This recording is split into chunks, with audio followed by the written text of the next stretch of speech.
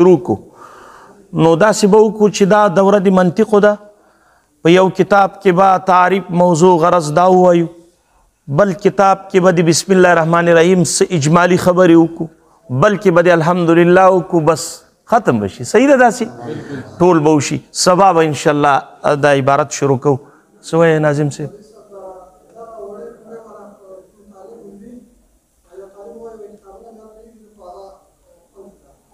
خزه خیر دا دلته کوم یو دی تاسې کمرې والا ده دا چا وړې ده نور طلبا ورغلي خزه خیر دا هغه به کړو ښه نو مولانا صاحب دا په دې خبره ده نو تاسو پوه شئ ما په خبر باندې نو یو کتاب کې به دا وکړو صحیح ده ښه او دا نه کېږي بس ټول پار کتاب کې دا خبرې کوو وخت هسې وځي بیا دا یاد کوي مولانا چې درې قسمه شروع ده یو مطلق شروع ده یو شروع علی وجه البصیرت ده او بل شروع علی وجه البصیرت الکامله ده مطلق شروع دا موقوف ده په تصور بوجه ما او تصدیق بفائدة ما باندې تصور بوجه ما او تصدیق بفائدة ما باندې موقوف ده په یو وجه د وجوه سره ته تصور وکې او په یو فائده د فوائد د علم مدون باندې ته تصدیق وکې بس مطلق شروع راله اوس لکه دغه منطق دی منطق مولانا صاحب مطلق شروع هغه موقوف ده هغه په مطلق تصور بوجه ما او تصدیق بفائدة ما باندې که یو څوک آلة قانونیة تاسې مو دا نه پیژني خو هلکه په بلې طریقې د علم منطق تصور کوي دا شروع په مجهول کې نه راځي دا په معلوم کې راځي ولې دا په یو بلې وجه سره د تصور کړی ده د منطقو هغه دا د مولانا صاحب چې یو څوک چاته وایي چې هلکه کوم فن وایي منطق وایي منطق څه دي وایي هغه طالب چې کوهستان ته ځي پسې ها هغه طالب چکې سر او مارتون ته چې ځي هغه طالب چې وهمي وي هغه طالب خیرن وي او په دروي میاشتو کې کپړې نه بدلی یا طالب چلباز وي داسې ده که نه ده چلی وي دا منطق چې کله زده کې عملي منطق وایي هغه ته بیا دا چلونه هم د خبرو ډېر کولی شي ونه شي په دې باندې نو دا ما تصور وکړه پخوا به دا صرف میر به دا طلباو یاداو په هدیره کې به ګرځېدل نو صرف به عوامو په څه پېژانده وای کوم فن وای په هغه هدیره کې چې ګرځي ورسره او تاویږي را تاویږي ضربه در اصل ضربن بوده ضربن اسم مصدر بوده او پلان بود له سر نه به دا هغه شروع کړی او صرف میر لالا کالا او پلان په هدیره کې به ګرځېد نو صرف په دې پېژندله وای دا هغه فن ده چې طالب په هدیره کې ګرځي او ټوله ورځ لګیا وي نو هلکه تصور بوجه ما یې وکړه که او تصدیق بفائدة ما په یو فایده د فوایدو باندې طالب تصدیق وکړي چې هلکه علم منطق دا د انسان حیا زیاتوي ولې دا فایده ده پکې چې د انسان حیا زیاتوي وایي منطق وهم زیاتوي او چې کله د وهم زیات شو بس حیا زیاتېږي د انسان چا سره به لین دین نه کوي پوه شئ په دې باندې لین دین د کولو چا سره به ستا ته به وهم منطقي انتهایي وهمي وي په نری پل باندې په نری لاره نشي تللی پکې لاندې پروت وي دغه ټول کار له وهمیاتو سره ده منطق معقولاتو نه بحث کوي دا عقلي شیان دي که دا پنکې سره دا وسپنه خوا دا ښه دا به نری کېږي اوس که اخري مرحله یې په دې وه چې په ما راوغورځېدله خوب نه ورځي دا چت که داسې و ټول وهم نو دی وهمیات شروع کړي او چې وهم یې زیات شو نو حیا یې زیاته شو له دې نه ځان ساته له دې نه ځان ساته او لوی ولی به تر جوړ شي نو منطق چې کوم دی دا د انسان څه زیاتوي حیا زیاتوي نو دا په یو فایده د فوایدو باندې څه وکړه تصدیق وکړه نو هلکه ما ته د منطقو تصور مې وکړو چې منطق دا یو فن ده یو علم ده چې هغه طالب خیرن وي طالب کوهستان ته ځي طالب مارتون چکې سر ته ځي نو دا شروع په مجهول کې رانغله ولې په یو وجه د وجوهو سره مې څه وکړه تصور او په یو پایده د فوایدو باندې مې څه وکړه تصدیق وکړه چې منطق چې دی دا د انسان حیا زیاتوي خو ژبې دې باندې نو دا مطلق شروع شوه او یو شروع علی وجه البصیرت هغه دې ته وایي چې تعریف برسمه دغه فن چې تا شروع پکې کړې ده او تصدیق بموضوعه چا موضوع باندې تصدیق وکړي تا ته علم راشي چې دا موضوع ده او تصدیق بغایته چې فایده او غایه مو پیژني دا بیا شروع علی وجه البصیرت وي هغه بیا موقوف دا په دې درې شیانو باندې تعریف موضوع غرض او یو شروع علی وجه البصیرت الکامله ده چې دا درې امور مو پیژني تعریف موضوع غرض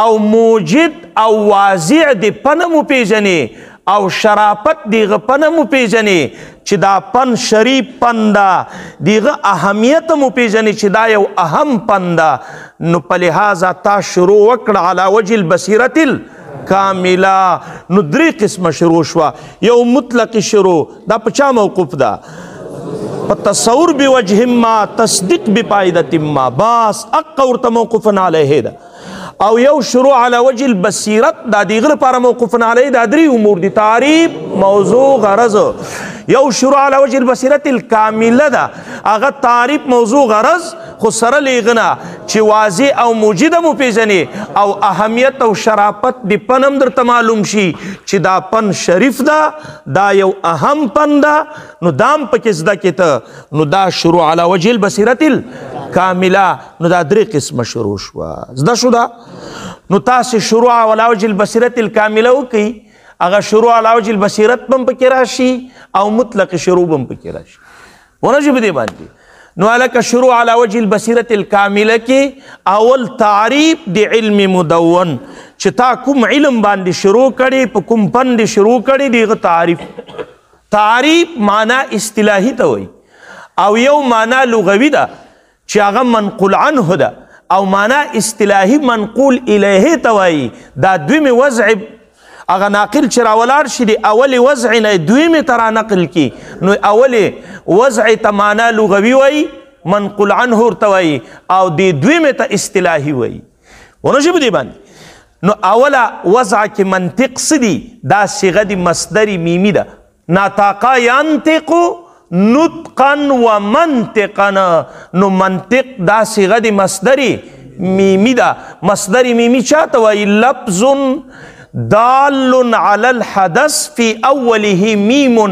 اغه لفظ توای چې دال وی او وضع راغلی وی د معنا حدث لپاره خو په سر کې سری میم وی منطق او د نطق مطلب یو ده منطق او نطق معنا ادراک کول یا خبرې کول کله نطق نه ظاهری نطق واخلې معنا خبرې کول او که باطنی معنا واخلې باطنی نطق واخلې معنا ادراک کول نو نطق ينطق نطقا ومنطقا معنا خبرې کول او یا ادراک کول دا معنا لغوي ده او اصطلاح کې منطق آلة منطق یو آله ده نو پته ولګېدله چې منطق مقصودي علم نه ده دا یو آله ده آله زیلانه نه ده بلکې دا څه ده آله ده آله خو مولانا صاحب د آلتون سره ځکه تعبیر وکړه چې دا منطق چې کوم دا دې کې به خلکو ډېر زیات انحماق کاو که نه دا نه ده چې اوس د آلتون اوس ته میر اساغوجي چې وګورې او اساغوجي الته بیا د منطقو نه تعبیر په علم سره کړی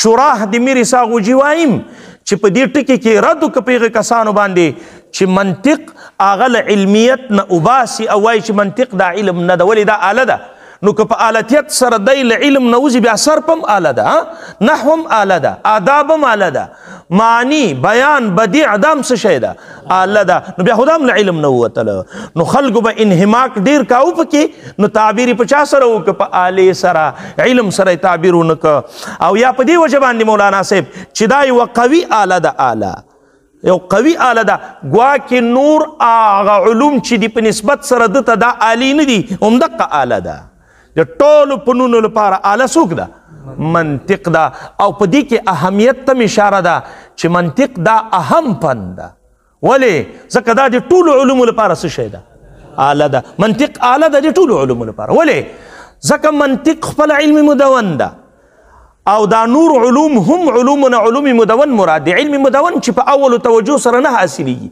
تعلیم او تعلم ته اجت لري، تدوین د کتابونو پکې کیږي، دې ته علم مدون وایي. علم غیر مدون هغه مولانا صاحب بیا دې ته وایي چې په اول توجه سره حاصلېږي، تعلیم او تعلم ته اجت نه لري، هغه بیا تقسیمیږي. مولانا صاحب هغه حصولي او حضوري ته دیغه نه تعبیر کیږي په مبدا الانکشاف سره، حاضر عند المدرک سره. هغه علم غیر مدون ده. علم غیر مدون چا تقسیمیږي بیا حصولي او حضوري ته، قدیم او حادث ته، حصولي بیا تصور او تصدیق ته، ار یو بیا بدیهی او نظری ته. هغه بیا هغه علم غیر مدون ده، دیغه نه تعبیر کیږي په حاضر عند المدرک سره او په مبدا الانکشاف سره، هغه سره تعبیر کیږي. نو هغه چې کومه ده علم، هغه علم غیر مدون ده. او پاتې شو علم مدون چې په اول توجه سره نه حاصلېږي، تعلیم او تعلم ته پکې حاجت وي، تدوین د کتابونو پکې کیږي، دې ته علم مدون وایي. دغه څه تعریف ده؟ نو خپل علم مدون معلوم ده کنه. علم مدون یا به نحو وي دغه خپل تعریف ده، یا به صرف وي دغه خپل تعریف ده، یا به منطق وي دغه خپل تعریف ده. داسې خوشي به دې باندې او اطلاق کیږي په مسائل او په تصدیق او په ملکه باندې. خوشي به دې باندې ها. نو خبره مې دا کوله درته چې علم منطق وای اعلی شوه، دا د ټولو علومو لپاره اعلی ده. که فقه د دغه لپاره هم اعلی ده، که اصول د دغه لپاره هم اعلی ده، د ټولو علومو لپاره علم منطق اعلی ده. ولې؟ وای ځکه اوس مې درته ویلې چې د علومو نه علوم مدونه مراد دي. علم مدون خو پیژنئ که نه؟ علم مدون حقیقتا اطلاق په مسایلو کیږي، په تصدیق او په ملکه باندې اطلاق مجازن کیږي. د علم مدون اطلاق جمیع مسائل یا بعضی، تصدیق په ټولو یا په بعضو، او ملکه. دې ته علم مدون اطلاق په دې درې شیانو باندې کیږي. ښه، په چا باندې کیږي؟ تصدیق یا ټولو یا بعضی، یا تصدیق په ټولو خو ګوري مور، او یا ملکه. په ملکه او په تصدیق باندې اطلاق حقیقتا نه ده بلکې مجازن ده. په چا باندې؟ تصدیق او په ملکه باندې اطلاق حقیقتا نه ده. کوم اطلاق ده؟ ولې؟ وای ځکه علم مدون ځکه ورته وایي چې تدوین پکې کیږي، او تدوین چې ده دا په تصدیق او په ملکه کې کیږي که په مسایلو کې کیږي؟ مسایلو کې. نو په لحاظه ځکه اطلاق په مسایلو حقیقتا ده او په تصدیق او په ملکه باندې اطلاق مجازن ده. نو د علم مدون خلق وایي اطلاق په دروي واړو کیږي، خو ته دلته یاد کړه چې په کوم یو حقیقتا د اطلاق مسایلو باندې او په تصدیق او په ملکه باندې اطلاق دی باندې. ولې حقیقتا ده؟ ځکه مدون کې تدوین کیږي، او تدوین په چا کې کیږي؟ او په تصدیق او په ملکه کې تدوین نه کیږي. نو په لحاظه په هغه باندې اطلاق مجازن ده. د دال او د مدلولو د سببیت او د مسببیت علاقه ده. خبره مې دا کوله نو چې دی منطق د ټولو علومو لپاره اعلی شوه، نو علومنا علوم مدون مراد دي. علم مدون کې مولانا صاحب حقیقتا اطلاق په مسائلو باندې کیږي. مسائل جمع د مسئلې ده. مسئله چاته وایي؟ صيغه د ظرف د جای سوال. اصطلاحي معنا د مسئلې څه ده؟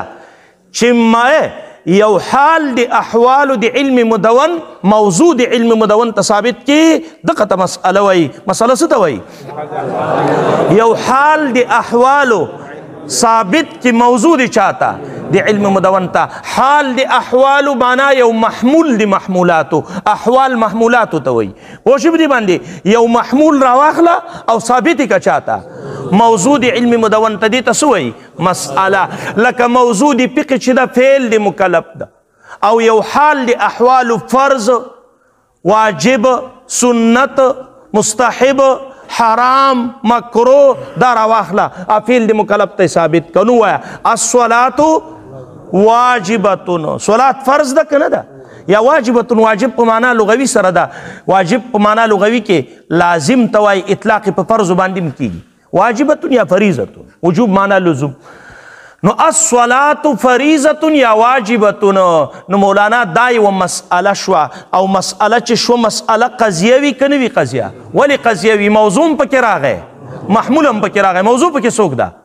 الصلاة محمول پکې څوک ده واجبتن نو مسأله قضیه شوا او په قضیه کې یو نسبت وي او بل اطراف وي اطراف موضوع محمول او یو پکې نسبت وي نو په اطراف باندې م علم پکار ده او په نسبت کې م علم وي په اطراف کې خو ځکه پکار ده که په موضوع باندې د علم نه وي نو حکم علی المجهول راځي او که په محمول باندې د علم نه وي نو حکم بالمجهول راځي نو تا به تصور دی چا کړی وي د اطرافو علم به دې په موضوع باندې وي که نه علم به دې په ولې که په موضوع د علم نه وي بیا خو حکم علی المجهول راځي په هغه باندې چېرته ته حکم کولی شي هلکه زه دا فلانی شی پېژنم نه او ته راته وایې چې دا داسې ده او حکم او بل علم به دې په چا باندې هم وي محمول باندې ولې که په هغه باندې علم نه وي نو حکم بالمجهول راځي او اطراف چې وي دا له قبیلې د مفرداتو نه دي او په مفرداتو باندې علم تصوري وي که نه وي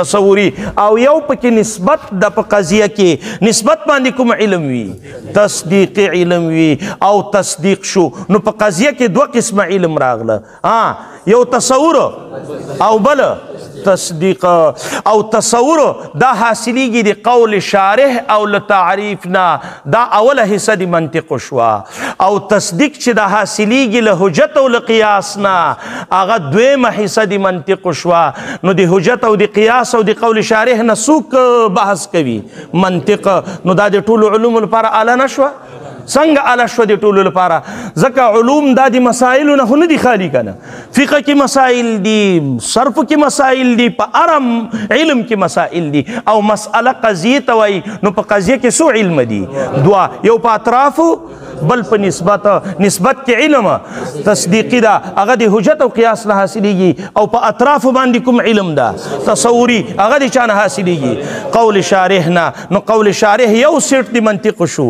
او حجت او قیاس بل طرف د منطق شو نو دا زده کیږي په منطقو کې نو په لحاظه منطق ځکه اعلی شوه د ټولو علومو لپاره زده شو مولانا صاحب نو اوس مولانا صاحب تعبیر یې وکړه په آلتون سره چې منطق دا آله ده دې کې فضیلت د علم منطقو ته اشاره شو خو ژبې دې باندې آلتون دا یوه آله ده څنګه آله ده تعصم مراعاتها داسې نه ویلې چې دا آله به تعصمونه مراعاتها چې کله لحاظ وکړي چې لحاظ یې ونه کړي اکثره صرفیان او نحویان دي عبارت نحوي به یې په نحوه پوهېږي عبارت خطا وایي په صرف پوهېږي صیغه به خطا وایي وجه دا د لحاظ یې نه کوي چې کله لحاظ وکړي نو تعصم مراعاتها هغه لحاظ یې ساتنه کوي الذهن د ذهن او د عقل مابین کې تقریبا فرق ډېر نشته عقل جوهر مجرد عن الماده في ذاته لا في فعله عقل یو جوهر ده عرض نه ده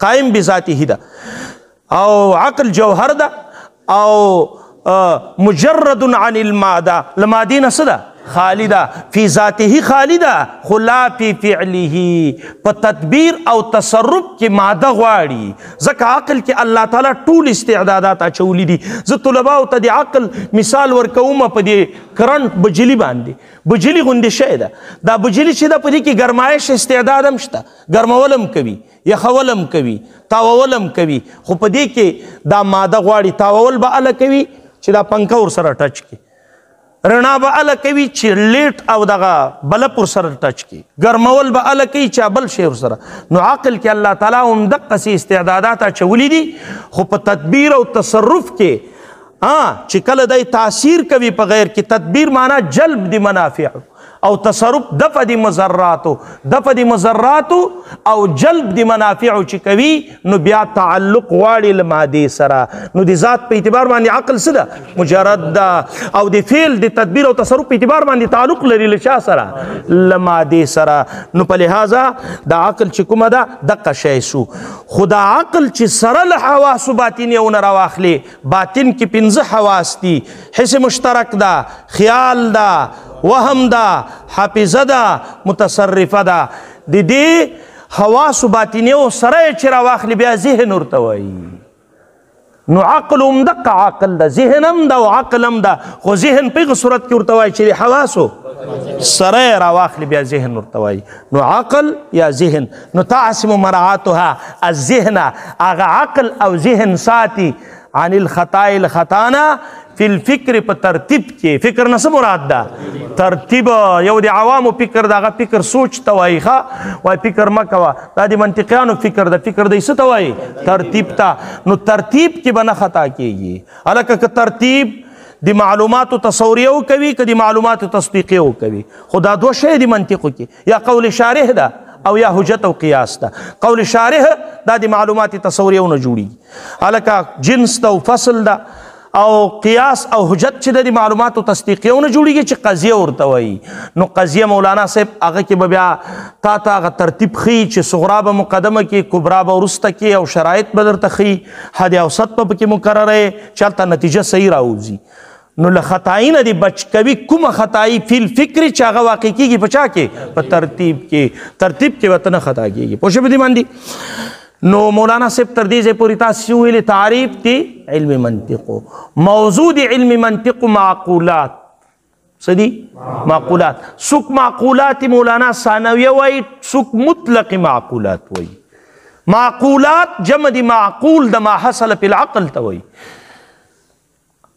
او دا معقول دو قسمه ده، اولی او ثانوي، چې په مرتبه اولا د عقل کې حاصلیږي. مرتبه اولا نه دا مطلب نه ده چې دلته دوه خانې دي، یو خانه دلته ده یو دلته. مرتبه اولا نه مرتبه د معروض ده، چې مرتبه د معروض کې حاصلیږي دې ته معقول اولی وایي.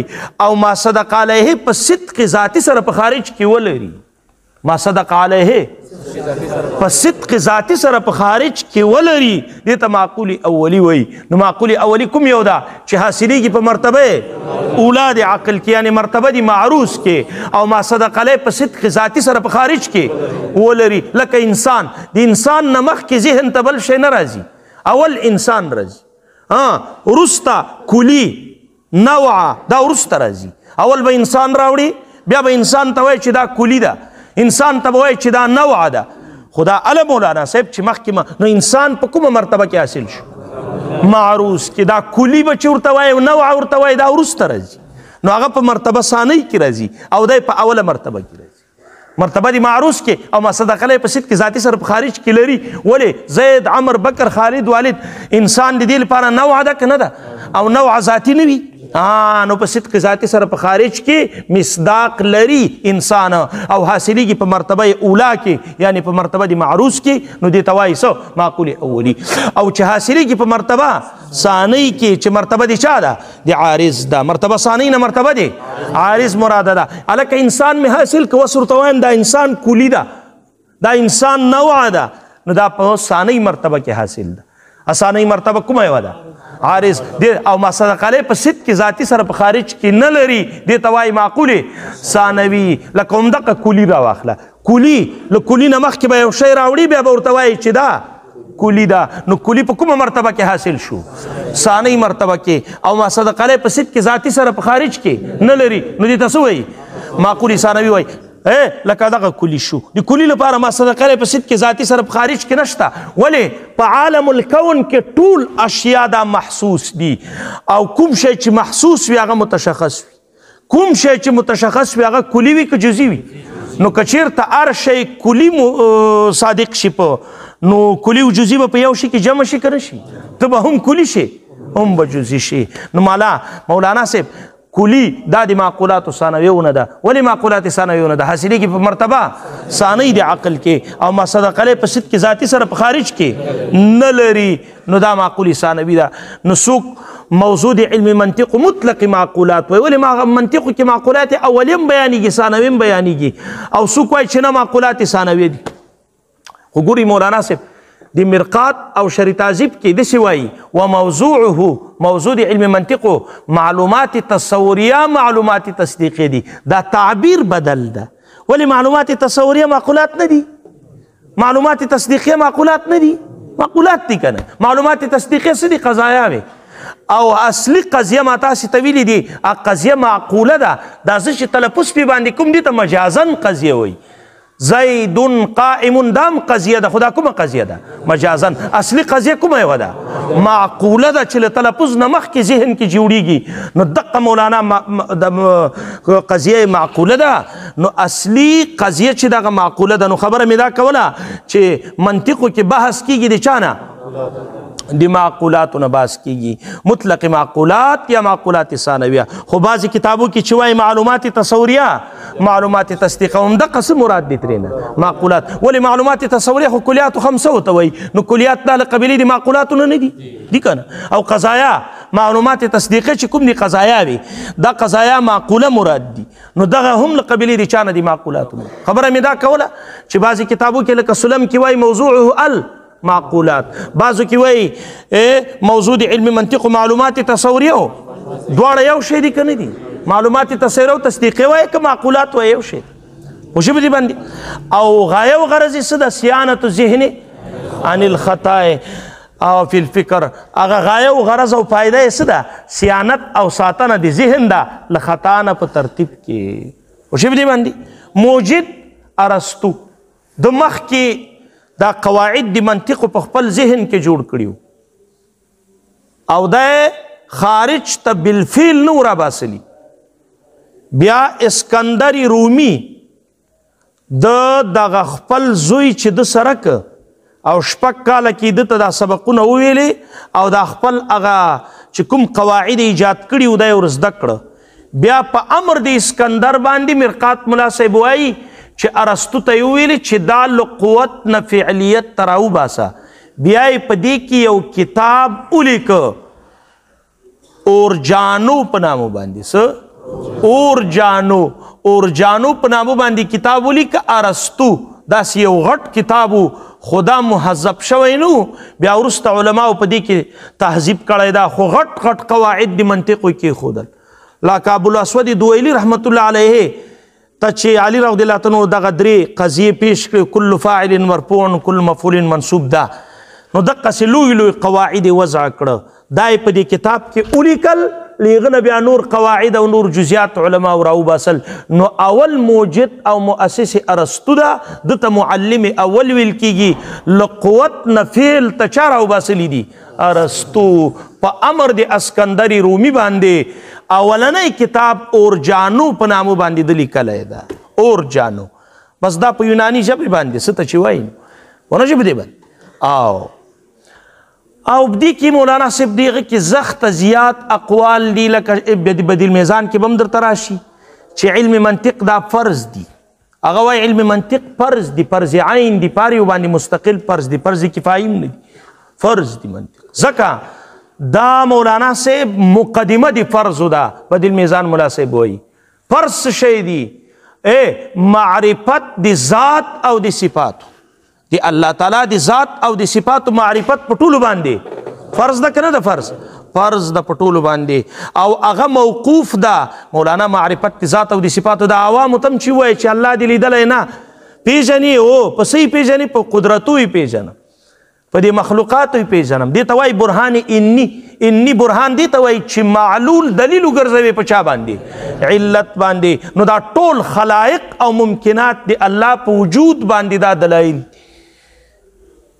خو دلایلو نه چې تا ته بحث کوي صغرا او کبرا درته جوړوي د دلیل طریقه جوړوي دا په علم منطقو کېږي تا ته چې هلکه دا ښیي چې دې نه نتیجه ظنیه راوځي دې نه یقین پیدا کېږي دې نه وهم پیدا کېږي دې نه پلان پیدا کېږي او هلکه ته یقین پیدا کوي د هغه لپاره شرایط څه دي هغه لپاره مقدمات به څنګه تیاروي چې هلته تا ته یقین په لاس درشي د دې نه بحث منطق کوي نو مولانا معرفت د ذات او د صفاتو فرض ده که نه ده هغه موقوف ده په استدلال او په دلیل باندې دلیل او استدلال معرفت بیا موقوف ده په منطق باندې نو معرفت د ذات او د صفاتو وای موقوف شو په منطق باندې نو منطق مقدمه د فرض شوه او مقدمه د فرض سوي فرض وي نو منطق وای فرض شو په دې میزان مناسب خدا وای پوه شوې خو خبره مې دا درته کوله چې څوک وایي چې منطق مضموم دی منطق بد دی د دې ثمره خرابه ده نو ولکه د ټولو نه چوړ دا د مولانا رد محتار اول جلد کې 450 تک 15 صفحه کې هلته لیکلي دي چې مولانا صاحب منطق و اما هلته بد ویلي دي خو وروسته وایي و اما منطق الاسلامیین الذي چې هغه څه دي له قواعد اسلامیه نو فالقول عدم جوازه غیر صحیح، قول په عدم جواز او په حرمت باندې وای دا صحیح نه ده، بلکې جعل الامام الغزالی معیارا للعلوم، منطق ګرځولی معیار دی چا لپاره؟ د علوم لپاره. غوای د چا لپاره چې منطق زده نه وي، من لا يعرف المنطق فلا سقة له في العلوم كلها، په ټولو علومو کې لپاره ثقت مضبوطیا نشته، محکمتیا نه لري په علومو کې. منطق یو قوي آله ده، ستا دماغ، ستا مدرکه، ستا مطالعه، ستا فکر ډیر زیات مضبوطوي، یو قوي آله ده، ټول کار یې له معقولاتو سره ده. ستا عاقله چې مضبوطه شوه نو بس بیا تا ته فنون څه دي؟ پوه شوي دې باندې دا نحو او صرف په داسې اړوې راړوې، ته په اسانه طریقه باندې یو مسلې نه یو مضمون راغیستلی شي، یو مضمون په حقیقت باندې ته په یو اسانه پوهېږې، ته دا منطق مکمل ووایه او بیا دا کافیه او دا کتابونه درس که او سمبټ ګوره او خادمه ګوره، تا به بیا یو بل قسم انداز وي، ته له ځان نه لارې پکې جوړولی شي. پوه شوي دې باندې خبره مې دا کوله چې دا یو قوي آله ده ښه. او چا چې بد ویلي دي نو هغه څوک دي چې هغه د کفارو چې کوم غلط منطقونه و چې هغو به غلطې عقیدې په دې باندې ثابتولې، او اسلام چې څومره عقاید دي په دې باندې به ردونه کول او دا به پې باندې باطلول، یا په منطقو کې انحماق کول او منطق مقصودي ګرځول او په دې کې ځان نه نباسل چې هغه بیا مفوت وګرځي لپاره د علوم شرعیه او علوم شرعیه تا نه پاتې شي، دا بیا مضموم دي، په دې کې بدي ده، دا ښه نه ده، دا شرعا حرام دي. او داسې نه د مولانا صاحب چې بالکل دا نفس لګیا کېدل په دې کې. اشرف علي تنوي رحمت الله علیه په یو بیت کې وایي که نه حاصل دا ده چې زه د بخاري او د مسلم شریف ثواب په قاضي او په امور عامه او په صدرا کې وینم. هغه په څه وجه باندې دا وایي؟ ځکه چې هغه ذل آله دي او دا علوم آلیه دي او شرافت د آلی په چا موقوف ده؟ په ذل آله باندې. نو چې ذل آله اوچته و نو خامخا دا آله به یې اوچته وي.